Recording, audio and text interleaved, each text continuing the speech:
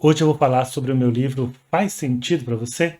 Quer participar dessa conversa? Então aperta a tecla da atenção plena e fica aqui comigo.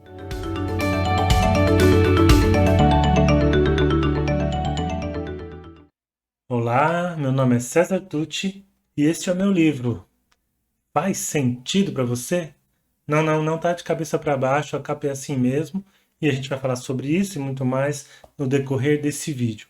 Acontece que agora no dia 30 de agosto vai fazer 3 anos que eu lancei esse livro Faz Sentido para Você, que é um motivo de muito orgulho, satisfação e que acabou se desdobrando em outros projetos que redundaram no projeto Educar para a Vida Plena e que vem aí se desdobrando em peças musicais, em workshops, palestras, treinamentos, tudo a partir do Faz Sentido para Você. Então, é algo que me orgulha, é algo que me traz uma grande satisfação, mas, acima de tudo, algo pelo qual eu considero estar contribuindo para o que é o meu propósito, contribuir para um mundo onde as pessoas estejam mais conscientes de si mesmas, das suas potencialidades, tenham oportunidade de desenvolver essas potencialidades e possam contribuir por um mundo melhor, lutar por um mundo melhor, sendo quem são, fazendo escolhas mais conscientes. Bom, eu vou citar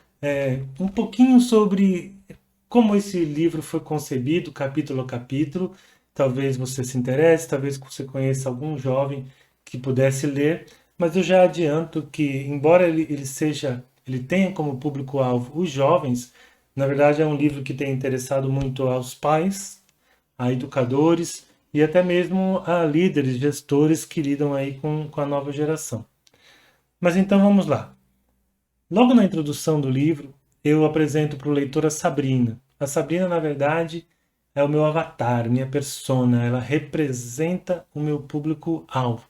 Então ali eu conto uma história realmente inspirada num fato real, mas que inclui, que soma as angústias, os medos, o que ouvem, o que vem, as dores, as perguntas, os questionamentos de jovens do Brasil inteiro e, por que não, do mundo, que são baseadas não só na observação, não só nos meus estudos, nas leituras, mas também em pesquisas que eu fiz antes de publicar o livro, por ocasião da ideação, da preparação do livro. Então, nesse capítulo eu apresento Sabrina, as coisas que ela ouve falar sobre ela mesma, as incertezas, as indefinições do caminho, que são muito marcantes nessa idade, né, da juventude, o questionamento dela em relação aos pais e às sociedades, os sonhos da Sabrina e o que ela pensa sobre ela mesma, suas angústias e medos, como eu já disse. Enfim, a Sabrina representa cada jovem, cada leitor que está nessa fase, que vai aproximadamente da fase pré-vestibular até a entrada no mercado de trabalho, a conquista de uma certa autonomia, ainda que relativa, um período bastante conturbado de muitas incertezas, indefinições, angústias e um período, inclusive, onde cresce o número de depressão e o número de suicídios. Bom, aí a gente vai para o capítulo 1, que se chama Sim, Você é Alguém, onde eu trago a história da Bia. A Bia que está num limbo, não é mais criança, mas também não é adulta, se formou, mas não tem emprego, questiona os papéis sociais, aquilo que se espera dela, se frustra diante das situações que se apresentam, tem questões em relação à sua identidade, convive com a expectativa e a pressão dos pais por desempenho, por uma definição que nem sempre acontece no ritmo que eles desejam e que está em busca de si mesmo. Alguma identificação? Você conhece alguém que está nessa fase? No capítulo 2, que se chama Abrace sua vulnerabilidade e não se compare, eu conto a história do Levi. O Levi que está à procura de estágio, há tempos procurando um estágio. E realmente ele consegue esse estágio, você vai ver lá na história. Mas o Levi tem muitos conflitos também, ele se compara muito, ele se sente despreparado, ele se sente insuficiente. Ele questiona em relação ao trabalho dos sonhos, ele deseja determinado tipo de trabalho e se frustra porque não encontra, ou o que ele encontra não bate com aqueles valores. E em determinado momento do livro, eu crio ali um encontro fictício, né, entre o Levi, que é baseado num personagem real, e Viktor Frankl, que vocês vão ver eu falar muito dele quando eu falo sobre psicologia positiva, quando eu falo sobre o sentido da vida, e muitas vezes trago o Viktor Frankl para a conversa, o criador da logoterapia, o célebre autor do livro Um Homem em Busca de Sentido, que esteve preso nos campos de concentração e, no entanto, trouxe para nós a ideia maravilhosa de que o homem ele não tem apenas fome de prazer, como queria Freud, ou apenas fome de poder, como queria Adler, mas ele tem fome de sentido. Ele precisa que a vida faça sentido, que as coisas pelas quais ele luta façam sentido. Então nós vamos ver no final desse capítulo uma conversa entre Frankl e Levi, encontrar ali um jovem em busca de sentido. Você conhece algum jovem que está aí tentando entender a própria vida, questionando os valores e buscando sentido? Aí nós chegamos no capítulo 3. Seja um especialista em você. No capítulo 3 eu trago a Odisseia de Tobias, ou seja, a história de Tobias, um jovem que por vários anos prestou vestibular em determinada matéria, mas acabou cursando uma outra matéria. Que experiências ele tirou disso? Como é que está a vida dele hoje? E ali eu levo o jovem leitor e o próprio Tobias a uma viagem a respeito de si mesmo, compreendendo o seu tipo psicológico, compreendendo que cada um tem um tipo psicológico, compreendendo as nuances da sua personalidade, portanto, compreendendo a questão das inteligências múltiplas, das forças de caráter, valorizando as próprias experiências, reconhecendo as forças autênticas, aquilo que em si é muito autêntico, é muito singular e que faz dele uma pessoa única e especial, que ele não deve nada a ninguém e que a vida é isso aí, fazer escolhas, errar, acertar. Então, nesse capítulo, ele é especificamente um convite ao cultivo do autoconhecimento e à valorização do que se é. Você conhece algum jovem que não tem se valorizado como é, que fica querendo ser outra pessoa, que acha que não é bom o suficiente, não é inteligente o suficiente, ou que se compara demais e acaba caindo numa tristeza por se achar inadequado? Então, esse é um capítulo que fala diretamente a esse jovem. Mas nós vamos para o quarto capítulo. Busque pacientemente identificar seu propósito.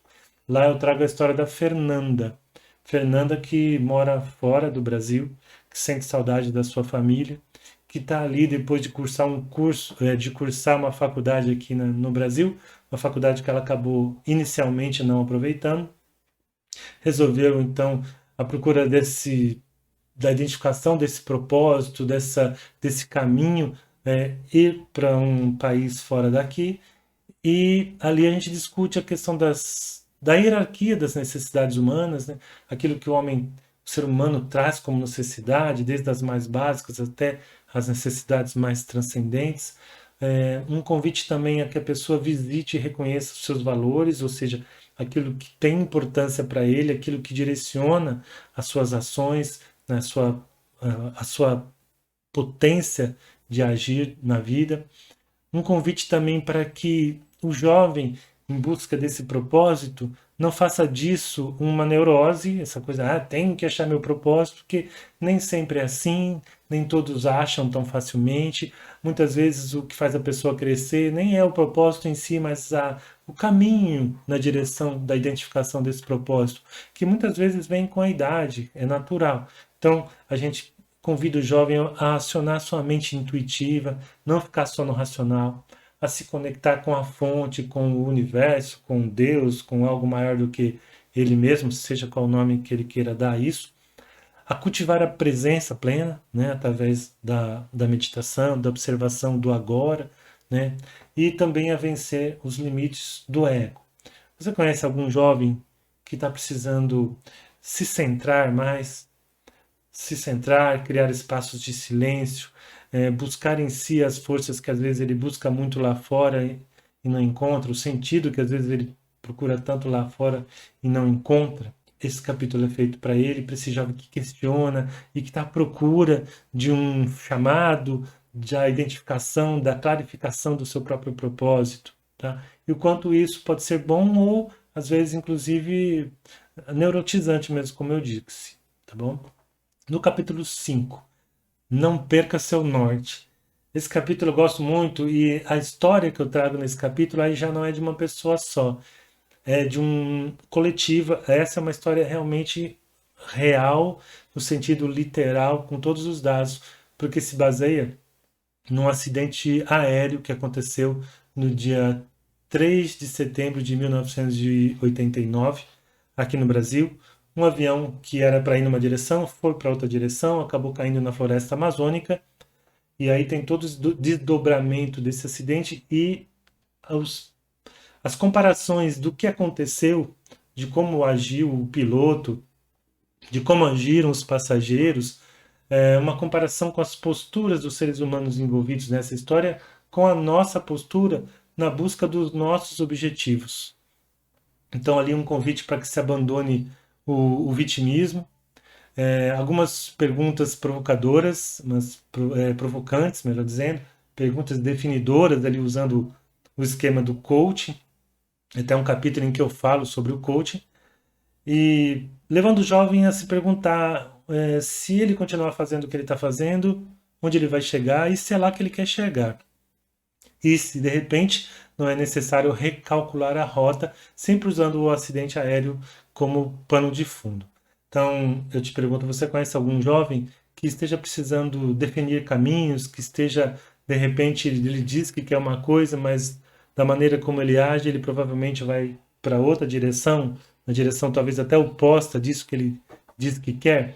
Então, esse é um capítulo que fala dessa situação. E assim a gente chega ao capítulo 6. Construa o mundo que você deseja. Nesse capítulo eu trago o dilema do jovem Prata. Prata não era o nome dele, era o apelido. Mas mostra ali ele que tinha sonhos de artista e tem que enfrentar o mundo real no início da sua vida, na luta pela sua sobrevivência, para ter dinheiro, para pagar suas despesas. Esse conflito que inclusive é muito comum, né, entre o ideal e o real, né? Eu me encaixo ao real e desisto do ideal. Dá para fazer as duas coisas ao mesmo tempo? Dá para estar no mundo real, lutando ainda pelo mundo ideal que eu desejo? Então, esse é o papo deste capítulo. Mostra como muitas vezes a gente que tem um certo idealismo, nada contra a corrente, mas como a gente também precisa aprender a converter essa tensão, transformá-la em ação, ação transformadora. E seguindo os questionamentos do jovem Prata, que na vida real também fazia esses questionamentos, lembre-se, são histórias reais, a gente conversa um pouquinho sobre as empresas, sobre o mercado, sobre essa história do lucro a qualquer preço, das pessoas como se fossem peças, né, para o sistema produtivo, a questão do emprego, da carreira, da missão, e falamos também sobre o que a gente pensa que serão as empresas do futuro e do que será o futuro das empresas. Então, é um capítulo que ele parte do prático, do pragmático, para o filosófico, ele trafega entre essas duas dimensões, mas se você tem filhos jovens, você deve saber que são questionamentos muito presentes e que muitas vezes, eu conheço alguns casos, o jovem até trava porque ele deseja tanto, ele idealiza tanto um determinado modelo ideal, que ele não consegue partir para o mundo real e lutar por aquele modelo ideal que ele sonha. E esse é o convite que a gente faz, né? A partir do nome, construa o mundo que você deseja. E assim nós chegamos ao capítulo 7. De que lado da força você está? O capítulo 7 traz a história de Raquel. Raquel, ela mora no interior e ela tem uma entrevista de emprego na capital, aqui no estado de São Paulo. Portanto, ela sai de uma cidadezinha do interior e vem para São Paulo, capital, né, participar de uma entrevista de emprego. E ali a gente conversa sobre os valores da empresa, os valores daquele que está pretendendo um cargo. Então, quando os valores conflitam, como esse jovem se sente, como será que ele deveria se comportar. É, já existem jovens questionando os valores das empresas, até mesmo durante a entrevista. A gente tem o direito de questionar quando a gente precisa tanto de um emprego. Como é que eu faço nessa situação? Então, a gente busca incentivar no jovem que ele se automotive. Se você não entrar lá e mudar o jogo, quem vai mudar o jogo? Ou será que tem outro caminho?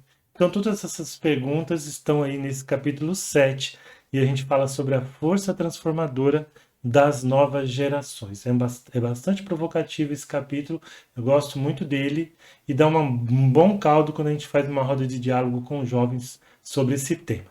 E aí a gente vai chegando lá, já mais para o fim do livro, no capítulo 8. Veja além do seu umbigo. E aí eu até falo, olha, jovem, eu já levantei de sua bola, já mostrei que eu sei qual é a sua realidade, conheço as angústias que você vive, trago aqui algumas propostas de como você encarar e enfrentar situações, te convidei para o autoconhecimento, mas agora, a partir desse capítulo, eu quero te convidar também para o protagonismo. Eu quero começar a inverter a pergunta do o que eu quero da vida para o que a vida quer de mim, o que eu vou ganhar da vida para o que eu vou dar para a vida. Então, esse capítulo é sobre protagonismo, sobre apoio aos mais necessitados, sobre nos reconhecermos como parte de um todo solidariamente conectado. Eu trago lá a história muito real do Yuri, né? Chamei de Yuri, na vida real ele tinha outro nome, pela própria sobrevivência e por conquistar um lugar ao sol, porque de uma família muito pobre, num lugar muito carente e violento, esse personagem, que aqui é representado pelo Yuri, chegou a patamares que raramente uma pessoa dessa condição social chega. No entanto, ainda assim, ele viu essa posição ameaçada. Por que será? Tem que ler lá o capítulo, as histórias. E depois a gente vai conversar então sobre a necessidade de nós, como sociedade, oferecermos estímulos positivos para todos, para que todos tenham oportunidade de desenvolver os seus potenciais integralmente. E questionamos, refletimos a respeito da meritocracia, tão valorizada por alguns, até que ponto, qual o papel da meritocracia nisso tudo, quando ela deixa de ser um argumento razoável, se é que um dia foi. Então, tudo isso a gente conversa nesse capítulo. E deixa aquela pergunta, né? Qual será a sua contribuição? Você conhece algum jovem que não consegue olhar além do seu umbigo? Que talvez esteja precisando se doar um pouco, se envolver um pouco com o problema de pessoas que têm menos do que ele e que talvez isso o ajudasse a compreender e até mesmo a identificar seu papel na sociedade, até mesmo a descobrir o seu propósito, como a gente viu nos capítulos anteriores. Então vem o capítulo 9, o penúltimo capítulo, que se chama Eu vos convido a florescer. Nesse capítulo, eu abro não como uma história, mas como uma carta aberta aos meus filhos. Eu converso com os meus filhos, com sobrinhos, com filhos de amigos ali, claro que rapidamente, conversando com os jovens e dizendo do quanto eu aprendo com eles, mas mais do que isso, convidando-os ao cultivo do florescimento, do próprio florescimento e do florescimento da sociedade. E aqui o florescer, o florescimento, pelo ponto de vista da psicologia positiva. Tá? Então eu trago aqueles pilares da psicologia positiva que formam lá o famoso PERMA. Eu te convido a cultivar emoções positivas. Como você pode fazer isso? Aí a gente conversa sobre isso. Eu te convido a produzir mais momentos de flow, de engajamento. Como que você poderia fazer isso? A gente conversa sobre isso. Eu te convido a cultivar relacionamentos positivos. Como seria isso? Eu te convido a buscar o sentido na vida. A gente volta a Viktor Frankl, que eu citei lá atrás, e outros autores falando sobre o sentido na vida. E te convido a pensar no seu legado. Como você deseja que seja lá na frente, o que você está fazendo hoje para que seja. Então, as palavras-chave desse capítulo são cultivo e intencionalidade. Esses pilares do florescimento são os pilares da felicidade humana. A nossa felicidade, a ciência já provou, ela se dá por esses pilares. Emoções positivas, relacionamentos positivos, engajamento, sentido, realização. E a gente pode cultivar esses pilares, a gente deve cultivar esses pilares intencionalmente. Essa é a grande contribuição da psicologia positiva. E é sobre isso que nós falamos no capítulo 9. E por fim, chegamos ao capítulo 10, que se chama tcharam, Faça uma torta salgada. Mas que nome doido! Faça uma torta salgada? Sim, tem um motivo para ter esse nome, mas eu não vou dar spoiler, né, gente?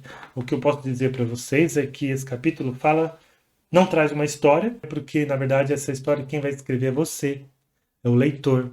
Então essa história está por ser escrita. É tentativa e erro em muitas situações. Errar faz parte do processo. A felicidade tem que estar no caminho, não pode estar só na meta, senão você está sempre adiando o ser feliz, como você poderia ser feliz aqui, agora, né? Relativamente, claro, sempre relativamente.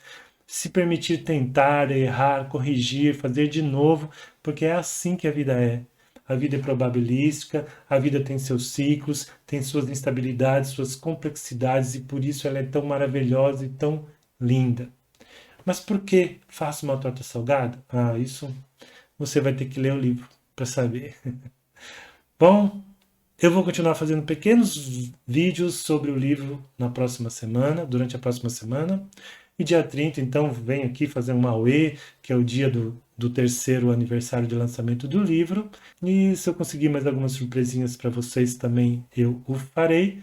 O que eu peço é que se você tiver interesse, gostou do vídeo, compartilhe, se inscreva no canal, estou precisando aumentar o número de inscritos e compre meu livro. Eu estou fazendo uma oferta dos livros, mas eu estou fazendo um Instagram.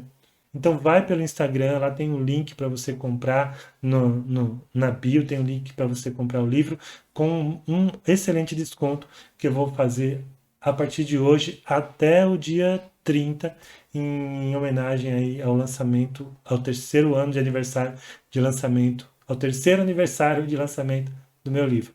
Tá bom? Então, obrigado e até a próxima.